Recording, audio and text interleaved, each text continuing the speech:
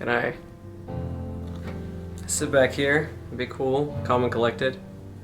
A friend. He's gonna be joining us over here. I know it's been a while since I read part 1. So, here we are again. I'm going to keep reading The Metamorphosis by Franz Kafka. I'm going to be reading part 2 today. If you haven't listened to part 1, that's fine, I guess. You're going to be losing. You're not going to be there. Also, yes, I'm not wearing my usual garb today. I have decided to wear this. So, hope you like it. If you don't, well then that is your option to watch this or not. Quite a few of you guys have actually told me that I have a relaxing voice and that it helps you fall asleep. I see you, Blue. I see you. So I want to try to read a lot more things for you guys, whether that be in video format or audio format. Just let me know what you think. I really enjoy this story. So let's get into it. Let's keep reading The Metamorphosis by Franz Kafka, part 2. It was twilight when Gregor awoke from his deep slumber. Even without being disturbed, he doubted he would have slept much later, as he felt so well rested. But it seemed to him that a furtive step,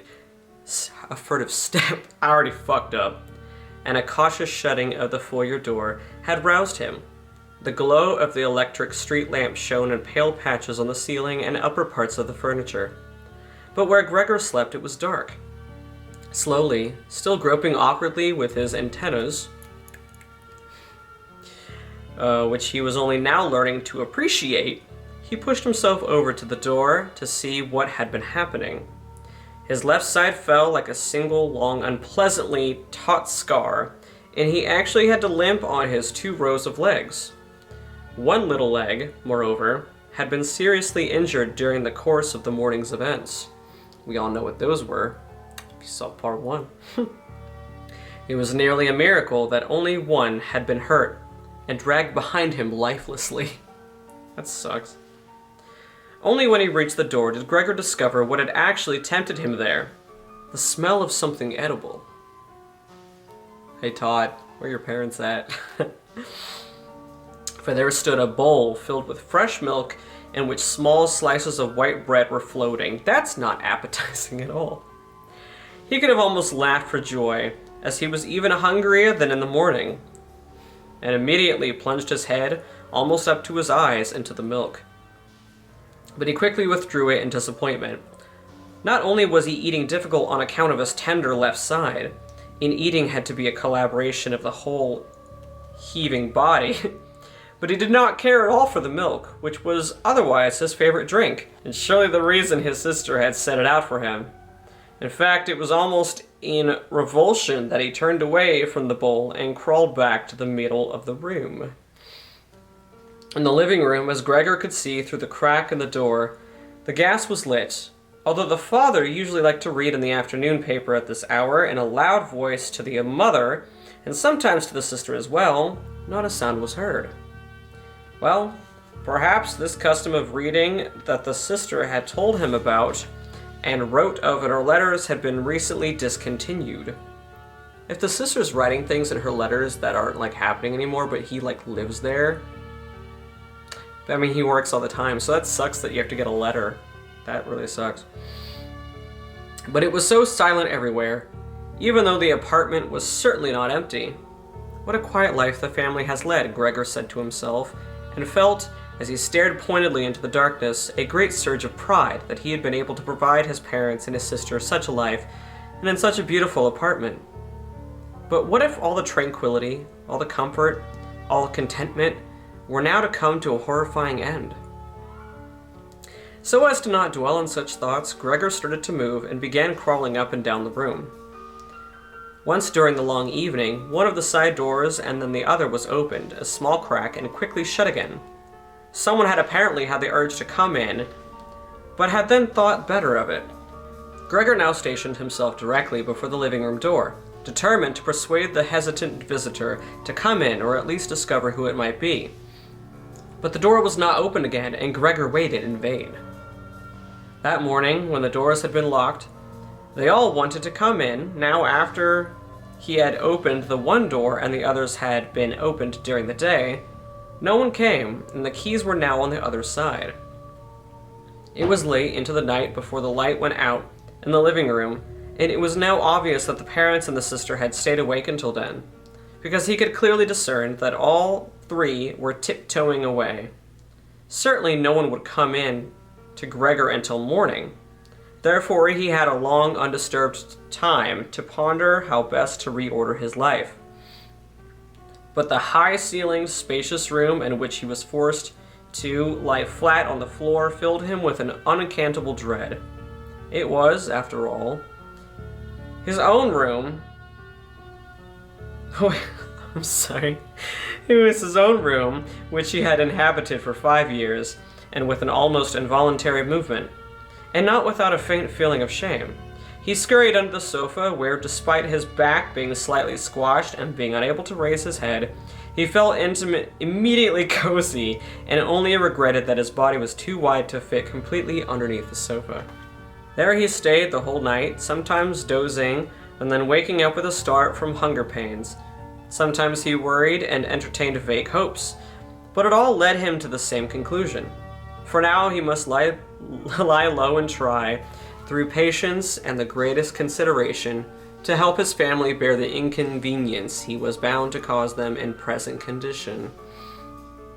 So early in the morning it was that, almost still night, Gregor had an opportunity to test the strength of his new resolutions, because the sister, nearly fully dressed, opened the door from the foyer and eagerly peered in.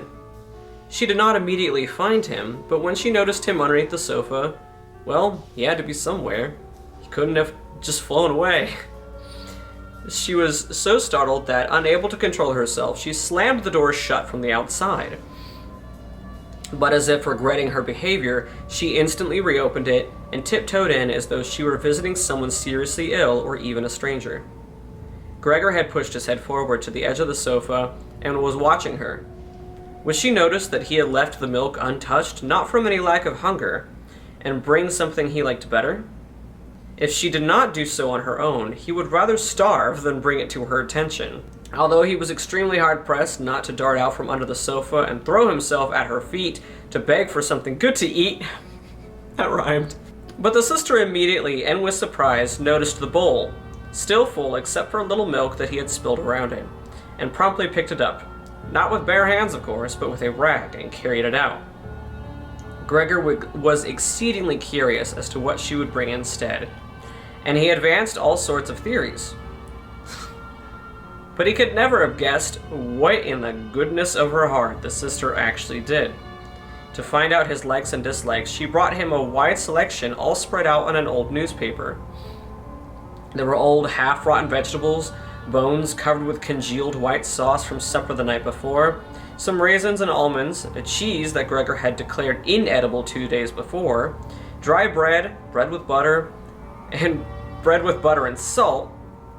Besides this, she set down a bowl, now presumably reserved for Gregor's exclusive use, which she liked filled with water.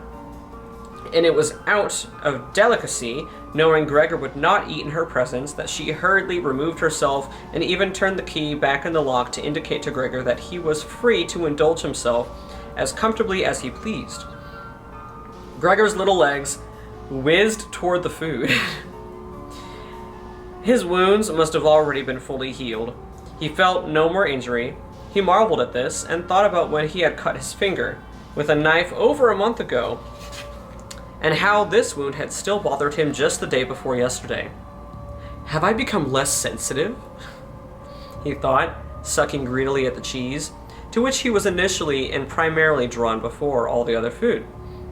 With tears of gratitude, he quickly devoured, one after the other, the cheese, the vegetables, and the sauce.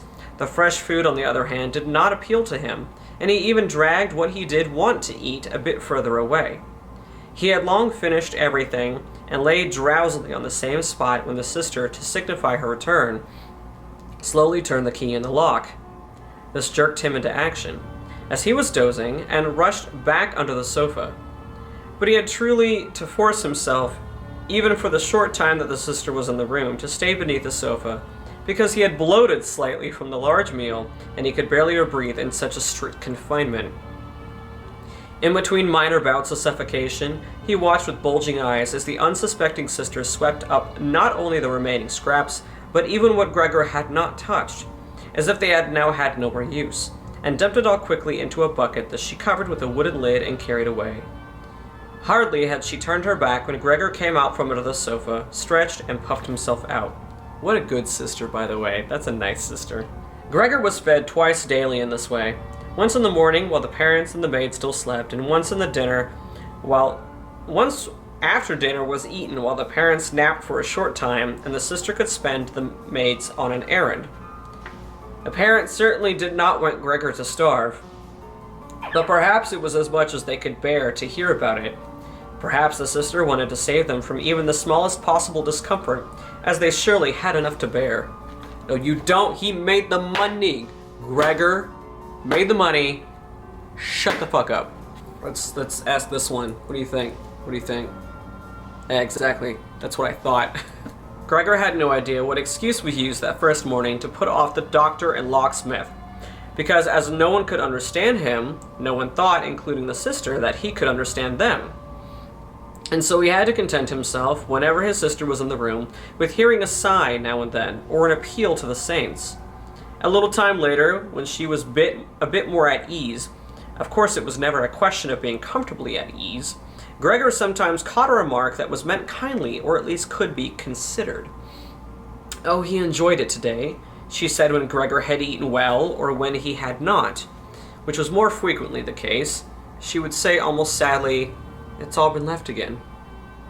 Although Gregor could get no news directly, he overheard a great deal from the neighboring rooms, and as soon as he heard voices, he would run over to the corresponding door and press his entire body against it. There was no conversation, especially early on, that did not concern him, even if only indirectly. At every meal for 2 whole days, there were discussions about what should be done, but the same thing was also debated between meals, because there were always at least 2 family members home, since no one wanted to be alone in the apartment, and it certainly could not be left empty underneath the circumstances. Furthermore, on the very first day, the cook, it was not entirely clear what and how much she knew of the situation. Y'all have a cook? Y'all have a fucking cook? Anyway. Begged the mother on her knees to be discharged immediately, and when she took her leave a quarter of an hour later, she was tearfully thankful for the dismissal, as if it were the greatest service they had ever conferred upon her. And with no prompting swore, a dreadful oath never to breathe to anyone a word of what had happened. Now the sister also had to cook, as did the mother, but this was not much trouble, as the family ate almost nothing.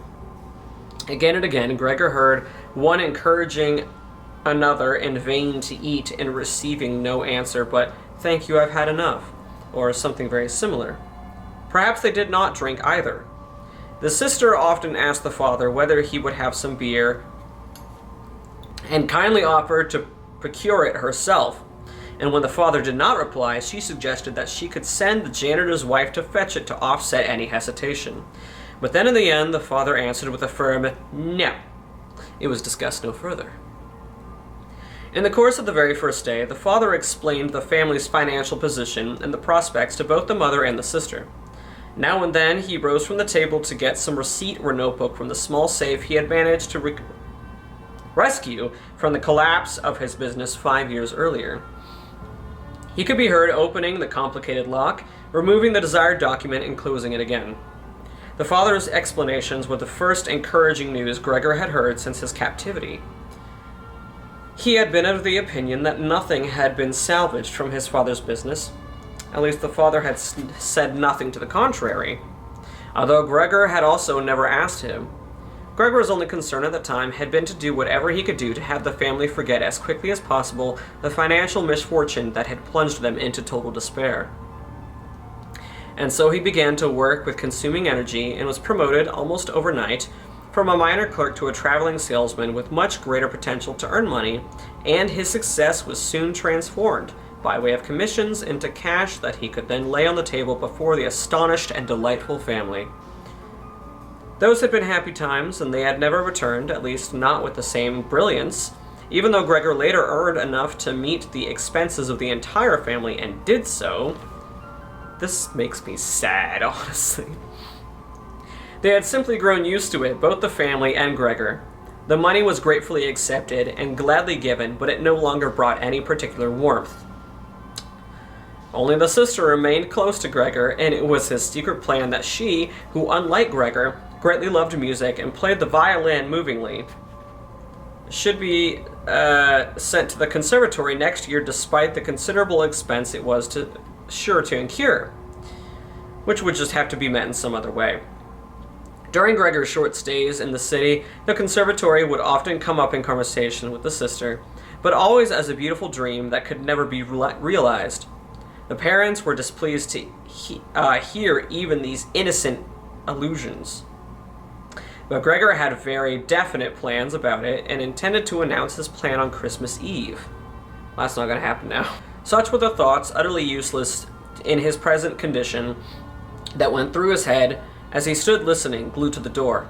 Sometimes from general weariness, he could listen no longer and carelessly let his head slump against the door, but he promptly recovered because even the small noise he had made had been heard in the next room and had silenced them all. "What's he up to now?" the father said after a while, obviously turning toward the door, and only then did the interrupted conversation resume. Gregor was now very thoroughly informed, because the father tended to repeat his explanations, partly because he had not dealt with these matters to himself in a long time, and partly because the mother did not always understand the first time, and discovered that despite the disaster, a sum... I had to pull the book up to see. It's kind of dark in here. An admittedly very small sum remained from the old days and had increased slightly in the meantime due to the untouched interest. And besides, that the money Gregor brought home every month... Sorry. He had kept only a few guilder to himself, had not been entirely depleted, and had now accumulated into a small capital sum. Behind the door, Gregor nodded his head empathetically, delightful to learn of this unexpected frugality and foresight. Of course, he actually could have used this extra money to further pay off the father's debt to the chief, thus bringing much closer the day he could have rid himself of this job, but doubtless things were better this way. This way his father had arranged them. Beat them up. Turn that into a gif if you want. Larry X book. I don't fucking know. However, this money was by no means sufficient to support the family on the interest. The principal might support this family for a year, or two at the most. So it was just a sum that should not be touched, put aside for emergencies, and the money to live on would need to be earned. Now the father was certainly healthy, but an old man who had not worked in 5 years and could not be expected to do much during these years, the first leisure time in his laborious, albeit unsuccessful life, he had gained a lot of weight and become quite sluggish as a result. Hey, no shame, man. No shame. And how should the elderly mother earn a living when she suffered from asthma and even a walk through the apartment was trying, leaving her gasping for breath every other day on the sofa by an open window? And should the sister work, still a child of 17, whose life had been so pleasant until now, dressing nicely, sleeping late, helping with the housework, enjoying a few modest amusements, and above all, playing the violin? Serenade me, my sweet sister. I appreciate you. She's the nicest one to him. Come on, she's the nicest one. She's bringing him food. You play me violin. I love you. I will protect you. At first, whenever the conversation turned to the need to earn money, Gregor let go of the door and threw himself onto the cool leather sofa nearby. He felt so flushed and shamed with grief. He often lay there through the whole night, not sleeping a wink, just scrabbling on the leather for hours. Or, not shying from the great effort, he would push a chair over to the window, climb up to the sill, and lean, prompted up on a chair against the window panes, evidently in some vague remembrance of the freedom he had once found in gazing out. For actually, he now saw things just a short distance away, becoming dimmer each day. He could no longer make out the hospital opposite, whose sight he used to curse for having seen it all too often. And if he were not so certain that he lived on the quiet but decidedly urban Charlotte Street, he could have believed that he was gazing out the window. At a barren wasteland where the ashen sky merged indistinguishably with the gray earth. The observant sister had needed to notice the chair standing by the window only twice, whenever she straightened the room after that. She carefully replaced the chair at the window, and now even left the inner casements open. Sorry, whenever it does this thing, like, I've noticed, like, older books, like, made in, like, 1800s and something, the way that they have the spacing, if you reach, like, the end, like, at the margin, instead of starting the word at the next, like, line, it will hyphenate the word, so you get half the word here and then half the word down here, so when you're reading it, you're like, wait, what does that say? That's me. If only Gregor had been able to speak with the sister and thank her for everything she was obligated to do for him. He could have borne her ministrations more easily, as it was that they oppressed him. The sister certainly tried to lessen the general awkwardness of the situation as much as possible, and as time went by, she naturally succeeded more and more. However, with the passing time, Gregor too saw everything more clearly. Her very entrance was terrible for him. Hardly has she entered when she rushed directly to the window without taking the time to close the door. Although she was usually so careful to shield everyone from the sight of Gregor's room, tore the window open with hasty hands as if it were suffocating, and stayed there a while even when it was so bitterly cold, breathing deeply. This bustle and racket of hers tortured Gregor twice a day, and he lay the entire time quaking under the sofa, knowing very well that she would have spared him this if it were at all possible to remain in a room with Gregor with the window shut. Unless you're stinky. Once, approximately a month after Gregor's transformation, it's been a month, guys. It's been a month. When there was no reason for the sister to be especially alarmed at his appearance, she came a little earlier than usual and caught Gregor perfectly still, gazing out the window, thus giving him a particularly frightful aspect. It would not have surprised Gregor if she had not come in, as his position prevented her from immediately opening the window, but not only did she not enter, she actually jumped back and shut the door. A stranger could have easily thought Gregor had been lying in wait for her and meant to bite her.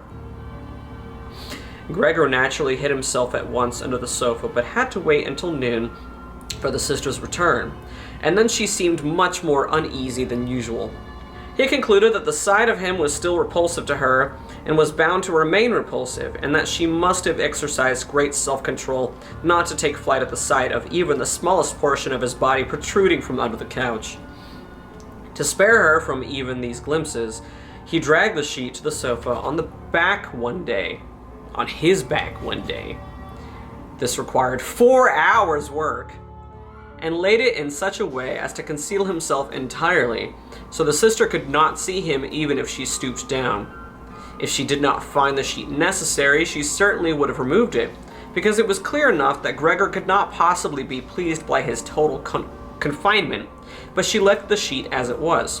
Wait, where is he shitting? And Gregor imagined he caught a grateful look once when he cautiously raised the sheet a little with his head to see how the sister was taking the new arrangement. During the first 2 weeks, the parents could not bring themselves to enter the room, and he often heard them praising the efforts of the sister, whereas earlier they had frequently been annoyed with her because she appeared to them to be a somewhat useless girl. Now, however, both the father and the mother often waited outside Gregor's room while the sister cleaned up inside, and as soon as she stepped out, she had to report fully to them on exactly how the room looked, what Gregor had eaten, how he had behaved this time, and whether perhaps some slight improvement was noticeable. Incidentally, the mother wanted to visit Gregor relatively soon, but the father and the sister put her off with logical arguments that Gregor listened to very attentively and approved of wholeheartedly. But later she had to be held back by force, and when she cried out, "Let me go to Gregor, he's my unfortunate son. Can you understand that I must go to him?" Sorry. Gregor then thought that it would perhaps be beneficial if the mother did come in, not every day of course, but maybe once a week. She understood everything much better than the sister, who for all her pluck was still just a child, and may have ultimately undertaken such a difficult task out of childish recklessness. Gregor's desire to see the mother was soon fulfilled. During the daytime, Gregor did not want to show himself at the window, if only out of consideration for his parents, but he could not crawl around very far in the few square meters of the floor, nor could he bear to lie still, even at night, and eating gave him scant pleasure, so as his distraction he acquired the habit of crawling crisscross over the walls and ceiling. Oh, that's fucking scary. He especially liked hanging from the ceiling. He was entirely different from lying on the floor. He could breathe more freely, and mild tingling ran through his body. And in the near joyful oblivion in which Gregor found himself up there, he could, to his own surprise, lose hold and plunge to the floor. But naturally, now that he had much more control over his body than before, he was not harmed by even so a great fall. The sister immediately noticed Gregor's newfound entertainment. After all, he did leave behind the sticky traces of his crawling here and there, and she got it into her head to allow Gregor the widest crawling space possible by the removal of the furniture that hindered him, namely the bureau and the desk. She was not, however, able to do this alone. She did not dare ask for the father's help, and the maid would certainly not help her because, although she, a girl of about 16, had had the courage to stay out after the cook's departure, she had asked for the privilege of keeping the kitchen's door locked at all times and opening it only upon specific requests. This left the sister no choice but to ask the mother at the time when the father was out. The mother did come with exclamations of excited delight, but fell silent outside the door to Gregor's room. Naturally, the sister first checked to see that everything was in order to the room, and only then admitted the mother. Gregor had very hastily pulled the sheet down, lowered to tighten the folds so that it really looked like a sheet, casually thrown to the couch. He refrained from peeking out from underneath the sheet this time, renouncing this very sight of his mother, and he was only glad she had come at all. "Come in, you can't see him," said the sister, evidently leading the mother by hand. Gregor now heard the two frail women pushing the extremely heavy old bureau from its place, and the sister taking on most of the work, not heeding the warnings of the mother, who feared that she might overexert herself. It took a very long time. After struggling for a good quarter of an hour, the mother declared that they had better leave the bureau where it was. First, it was just too heavy. They would not be finished before the father's arrival, and Gregor's every movement would be hindered with the bureau in the middle of the room. And second, it was not at all certain that removing the furniture was doing Gregor any great service. It seemed to her that the opposite was true. The look of the empty wall was heartrending? That's a new word for me. And wouldn't Gregor feel that same way, since he had been used to the furniture for so long and might feel bereft in the empty room? "And doesn't it look," concluded the mother very softly. In fact, she was practically whispering the whole time, as if not knowing Gregor's precise whereabouts. She did not want him to hear even the sound of her voice, as she was convinced that he could not understand the words. "And doesn't it look, by removing all the furniture, like we've abandoned all hope of his recovery and are callously leaving him completely on his own? I think it would be best if we tried to keep the room exactly as it was before, so that when Gregor comes back to us, he can find everything unchanged and forget that much more easily what happened in the meantime." Upon hearing the mother's words, Gregor realized that the lack of direct human exchange, coupled with the monotony of the family's life, must have confused his mind. He could not otherwise explain to himself how he could have seriously wished to have his room cleared out. Did he really wish his warm room, comfortably furnished with old family heirlooms, to be transformed into a lair in which he would certainly be able to crawl freely in any direction, but at the price of rapidly and completely forgetting his human past? Mood, boy, mood. He had indeed been so close to forgetting that only the voices of the mother, so long unheard, brought him to his senses. Nothing should be removed. Everything must stay as it was. He could not do without the beneficial influence of the furniture on his state of mind, and if the furniture impeded his senseless crawling about, it was not a loss, but a great boon. Unfortunately, however, the sister thought differently. She had grown accustomed to, not entirely without reason, to being especially expert in any decision with her parents concerning Gregor.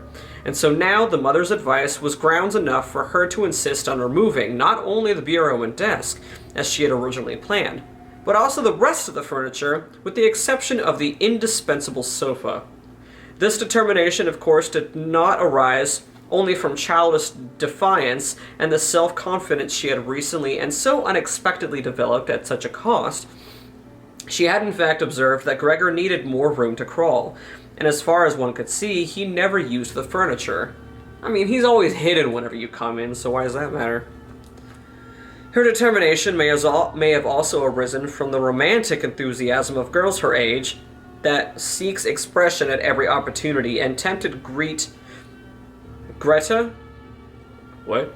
To overplay the horror of Gregor's predicament in order that she might perform even more heroically on his behalf than previously. For in a room where Gregor alone ruled over the bare walls, no one other than Greta was likely to dare set foot. And so she refused to be shaken from her resolve by the mother, who seemed extremely anxious and unsure of herself in this room, and soon quieted and helped the sister, to the best of her abilities, to push the bureau aside.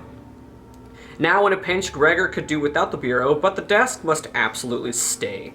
And no sooner had the woman left the room, grunting and heaving with the bureau, than Gregor poked his head out from underneath the sofa to discern how he could cautiously and tactfully intervene. But as luck would have it, it was the mother who returned first while Greta was still in the next room with her arms around the bureau, rocking it and trying to shift it on her own, but naturally not bulging it an inch. The mother, however, was unaccustomed to Gregor's appearance, and it might have sickened her. So Gregor panicked and scuttled back to the other end of the sofa, but it could not prevent the sleet from stirring in a little in the front. The sheet from stirring. I said sleet, it's not fucking raining. This was enough to catch the mother's eye. She froze, stood still for a beat, then retreated to Greta. Although Gregor said over and over to himself that nothing out of the ordinary is happening, that some furniture was just being moved around, he soon had to concede that the coming and going of the women, their soft exclamations and scraping of the furniture along the floor, were all like a roaring rising up and the pressing around him. And no matter how he tucked his head in his legs and flattened his body to the floor, he was forced to admit that he could not stand in ruckus much longer. They were clearing out his room, taking from him everything that he had loved. They had already dragged out the bureau, which contained the fret saw. We learned that word last time. And other tools, and now they were prying loose the firmly entrenched desk at which he had done his assignments during business school, high school, even as far back as elementary school. There was now no longer any time to contemplate the finer intentions of the two women, whose existence he had actually almost forgotten, because from sheer exhaustion they were struggling in silence and only the heavy shuffling of their feet could be heard. And so he broke out.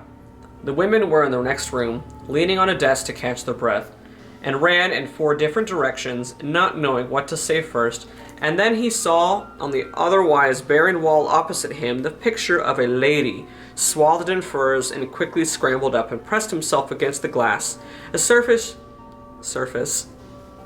he could stick to that soothed his heated belly. At the very least, the picture, which Gregor now completely concealed, would be removed by no one. I must save this bitch. He twisted his head around to the living room door to observe the women's return. They had not taken much of a break and were already headed back. Greta had put an arm around the mother and was almost carrying her. So what do we take now? Said Greta, looking around, and then her eyes met Gregor's gaze from the wall. It was probably due only to the presence of the mother that she maintained her composure, bent her head down to the mother and to keep her from looking up, and said rather shakily and without thinking, "Come, why don't we go back to the living room for a moment?" That's what I do when there's a bug on somebody. It was clear to Gregor that she had intended to get to the mother safely and then chase him down from the wall. Well, just let her fucking try. It doesn't say the word fucking, but it says just let her try. He cleaved to his picture and would not relinquish it. He would rather fly in Greta's face. But Greta's words had quite unnerved the mother. She took a step to the side, took to the huge brown splotch on the flowered wallpaper, and before realizing what she was seeing actually, Gregor screamed in a loud, harsh voice, "Oh God," and collapsed, arms outflung in total abandon onto the sofa and did not move. "Gregor, you!" yelled the sister, glaring fiercely and raising her fist. These were her first direct words to him since the Metamorphosis. "Ah, you said the name." She ran to the next room for some kind of aromatic spirits to revive the mother from her faint. Gregor wanted to help too. There was time enough to save the picture, but he was stuck fast to the glass and had to wrench himself free. Then he also ran to the next room as if to offer advice, as he used to, but he had to stand idly behind her once there while she was rummaging among the various bottles. She was freshly shocked when she turned around. One of the vials fell to the floor and shattered, a splinter of glass slicing Gregor's face, and a corrosive medicine splashed around him. Greta, without further delay, grabbed as many vials as she could hold, ran with them to her mother, and kicked shut the door. Oh my God. Gregor was now cut off from the mother, who might be near death because of him. He could not open the door for fear of frightening away the sister, who had to stay with the mother. There was nothing to do but wait, and plagued with worry and self-reproach, he began to crawl all over everything, over all the walls, the furniture, the ceiling, and finally fell in despair, where the whole room was spinning, into the middle of the large table. A little while passed. Gregor still lay, prostrate, and everything was quiet. Perhaps this was a good sign. Then the doorbell rang. The maid was naturally locked in the kitchen, so Greta had to answer it. It was the father. "What happened?" were his first words. Greta's appearance must have told all. I don't think her I don't know, I guess so. Greta answered in a muffled voice, her face obviously thrust against the father's chest. "Mother fainted, but she's better now. Gregor's broken out." "Just as I expected," said the father. "I keep telling you, but you women just won't listen." "Oh, shut the fuck up." Anyway, it was clear to Gregor that the father had misinterpreted Greta's all too brief statement and assumed that Greta was guilty of some kind of violence. Gregor now had to try to placate the father. The word is placate, I know that word. For he had neither the time nor the means for an explanation. And so Gregor flew to the door of his room, crouching against it, and to show his father as soon as he came in from the foyer that he had every intention of returning at once to his room, and that it was not necessary to drive them back. If only someone would open the door, he would immediately disappear. But the father was in no mood to make such fine distinctions. "Ah!"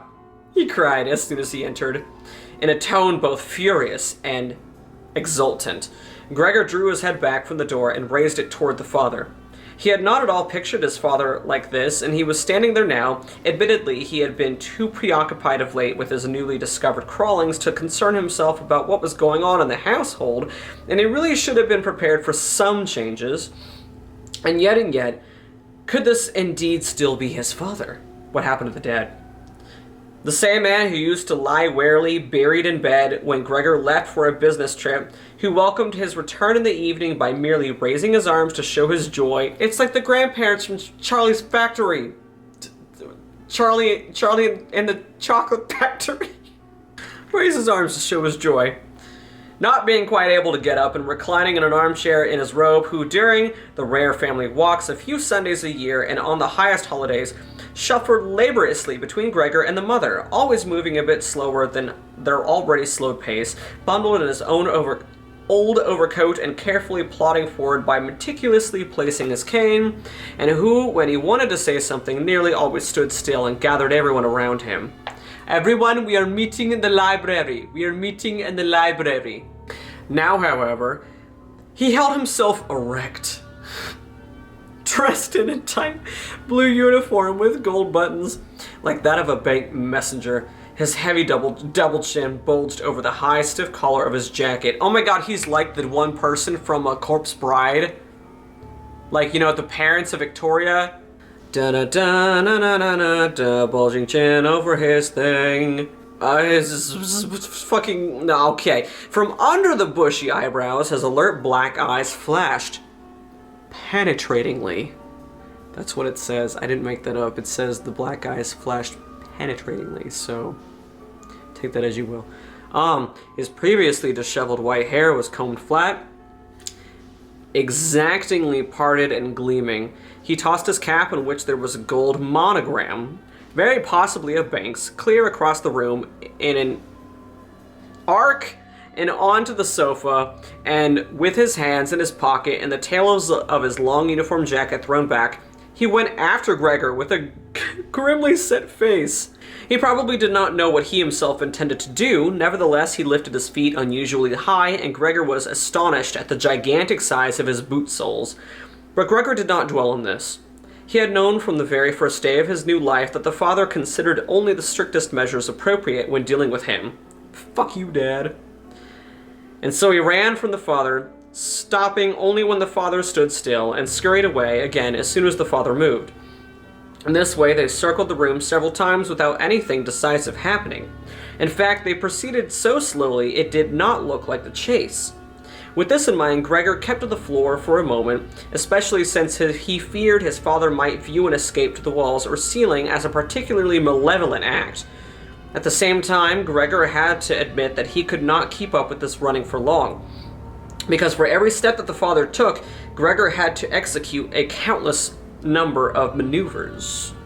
He was already short of breath, as his lungs had never been all that reliable in his previous life.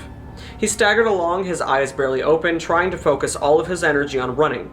In this daze, he could not think of anything to do but run, and had already almost forgotten that the walls were available to him.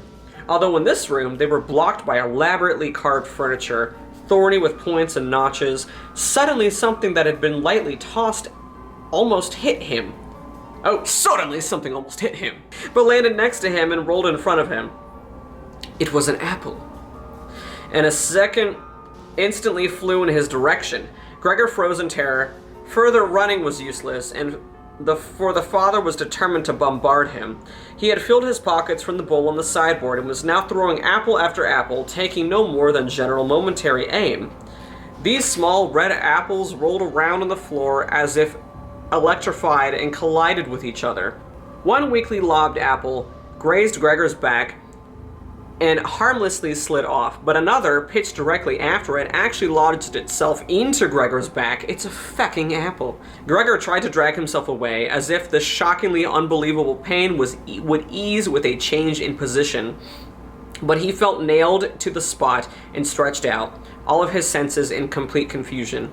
And it was with his last conscious sight that he saw the door of the room burst open, and in front of the screaming sister, the mother tearing out in her this is one of those other words that's half on this side, half on that side. Chemize? I don't fucking know. Because when she fainted, the sister had undressed her to let her breathe more fiercely, because corsets are tight. You can't breathe in a corset very well. He saw the mother run to the father, stumbling over her loosened petticoats as they slipped to the floor one by one, and press herself against him, uniting them in her embrace. Now Gregor's vision failed him, and with her arms flung around his neck, she begged the father to spare Gregor's life. He's throwing apples at him! So that was part 2 of Metamorphosis. Honestly, I feel like a lot more happened in part 1 than part 2, because part 2 was just basically like he's in this room, he's moving about, the sister comes in and feeds him, and then they come in to move the furniture out. Please let me know if you like content like this. I really like reading it, and some of you guys tell me you really like it, so I can keep doing it. I will read, like, olden text like this. There's that. I can keep reading Dracula. I can keep reading Jekyll and Hyde, which there's a musical for Jekyll and Hyde starring David Hasselhoff. I really appreciate you guys being here. I appreciate you guys watching this. I hope you enjoy it. I hope it helps you sleep if you need to, and just calms you down, even though sometimes I scream and I get wild, so I really appreciate it. So thank you for coming to me, reading the Metamorphosis Part 2. Part 3, I promise we will not have this massive gap between Part 1 and 2 that we had between Part 2 and 3. I will read this in its entirety because now there's one part left. So yes, thank you for joining me. Have a great day, guys. Bye.